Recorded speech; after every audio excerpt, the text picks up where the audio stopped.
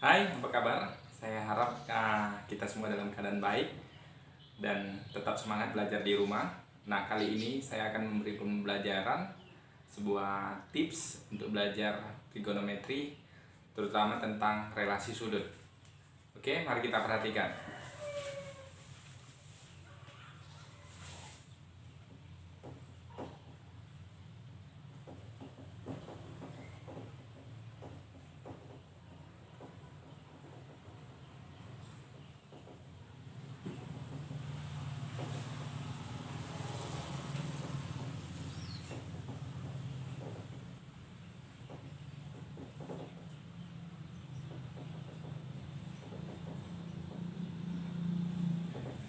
Nah, sebelum kita mempelajari relasi sudut ini, pertama kita harus mengetahui yang namanya kuadrat, ya.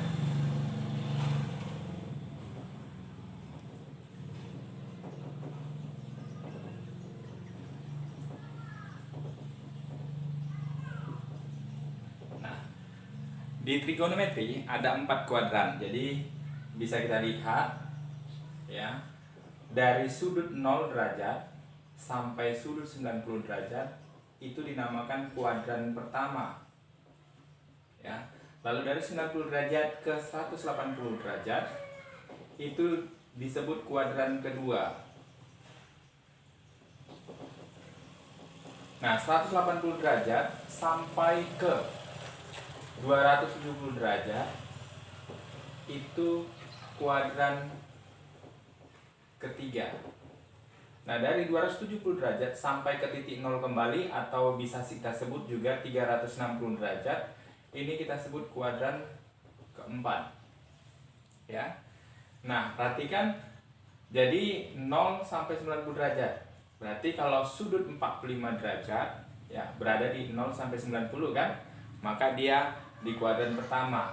Nah, 100 derajat 100 derajat berarti berada di sudut 90 sampai 180. Berarti dia terletak di kuadran kedua. Seperti itu. Nah, nilai-nilai trigonometri pada setiap kuadran ini ada yang bernilai positif dan ada yang bernilai negatif. Nah, untuk mengingatnya, yang pertama di kuadran pertama itu semua trigonometri bernilai positif. All. Ya, semua. Yang kedua, sinus dan kebalikannya, ya, bernilai positif. Lalu tangen di kuadran ketiga, ya, dan kebalikannya bernilai positif. Di kuadran keempat, cos dan kebalikannya bernilai positif. Kita tahu ya kebalikannya, kalau sin kebalikannya kosekan, kalau tangen kebalikannya kotangen, kalau cos kebalikannya sekan. Jadi yang kebalikannya juga bernilai positif. Nah, untuk lebih menghafal nilai-nilai positifnya ini, ya, kita ambil depannya, ya, A, S, T, C. Jadi kita lihat A asal, S saja, T tahu, C caranya. Nah, ini dia bernilai positif beserta kebalikannya. Ingat, beserta kebalikannya. Jadi selebihnya itu bernilai negatif, ya. Oke. Nah, saya akan bagi tips bagi kita semua bagaimana menghafal, ya, nilai trigonometri dengan menggunakan relasi sudut ini. Ya, tadi kita sudah mengenal kuadran. Lalu yang perlu satu lagi, yaitu kalau nanti kita menggunakan 90 derajat, ya, dan 270 derajat, ini trigonometrinya berubah, ya. Nah, kalau kita menggunakan 180 derajat atau juga bisa 360 derajat, trigonometrinya tetap. Apa maksudnya yang berubah?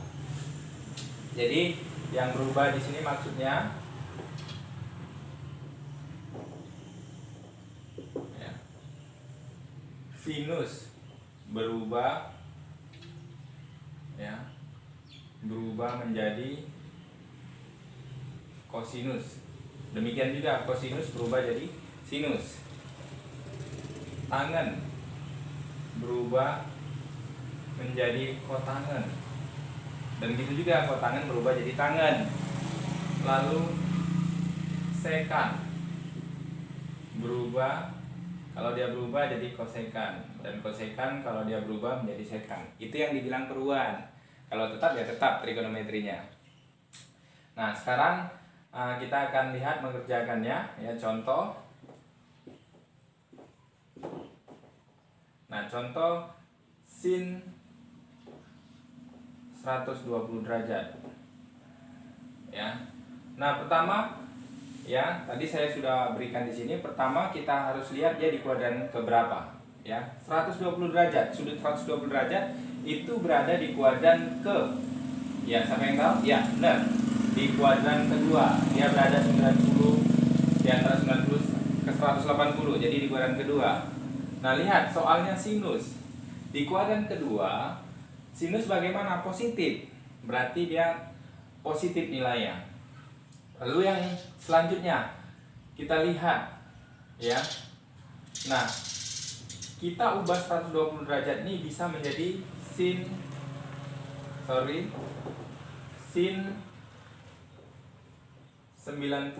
Nah, ini kita transformasi ya, menggunakan 90, 270, 180 atau 360, tapi yang tepat memilihnya. Jadi saya pakai 90 tambah 30. Jadi konversi 120 ini kan bisa kita konversi 90 tambah 30. Ya, nanti kita lihat yang lainnya lagi. Nah, selanjutnya. Nah, tadi 120 bernilai kuadran kedua dan bernilai positif. Selanjutnya, karena kita pakai 90, maka dia berubah. Di sini soalnya sinus. Sinus berubah jadi cos. Jadi yang kita ambil 30 derajat, cos 30 derajat, ya. Nah, berapa cos 30 derajat? Ya, siapa yang tahu? Siapa yang ingat? Ya, cos 30 derajat itu sama dengan setengah akar 3. Nah, sekarang kita perhatikan soal berikutnya.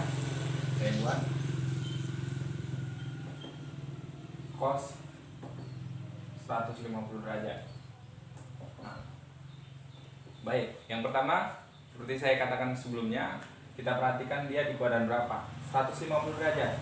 Nah, 150 derajat itu berada di kuadran kedua, sehingga di kuadran kedua tadi kita sudah ketahui nilai trigonometri yang positif itu sinus. Berarti kosinus dia nilainya negatif nanti ya. Nah, tapi sebelumnya kita konversi dulu 150 derajat ya. Jadi cos 150 derajat bisa dikonversi. Nah, sekarang kita pakai 90 derajat ya. Jadi bisa kita pakai 90 ditambah 60 derajat ya. Nah, tadi kita tahu nilainya bernilai negatif. Jadi kita tuliskan negatif. Lalu kita menggunakan 90 derajat, berarti dia berubah. Soalnya cos berubah menjadi sinus. Nah, sudut yang digunakan yang di belakang yaitu 60 derajat. Nah, berapa hasilnya? Berarti negatif sin 60 derajat. Ya, sin 60 derajat itu sama dengan setengah akar 3. Nah, sekarang kita lihat konversi atau perubahan bentuk yang lain. Jadi cos 150 derajat ini bisa kita ubah. 150 derajatnya bisa kita ubah jadi cos 180 derajat dikurang 30 derajat. Ya. Nah, kita lihat tadi 150 derajat di kuadran kedua nilai cos itu bernilai negatif, jadi kita buat negatif. Nah, sekarang kita lihat kita memakai yang 180 derajat karena 180 derajat tadi tetap tidak berubah, berarti kita bisa tulis trigonometrinya tetap cos Nah, sudutnya 30 derajat. Oke, selanjutnya hasilnya negatif. Cos 30 derajat itu sama dengan setengah akar 3. Jadi sama ya, kita bandingkan kedua ini, hasilnya sama. Walaupun yang pertama kita ubah konversinya atau perubahannya memakai 90, sedangkan yang kedua konversinya atau perubahannya kita memakai 180 derajat. Nah, itulah pembelajaran kita hari ini. Sampai ketemu di pembelajaran berikutnya.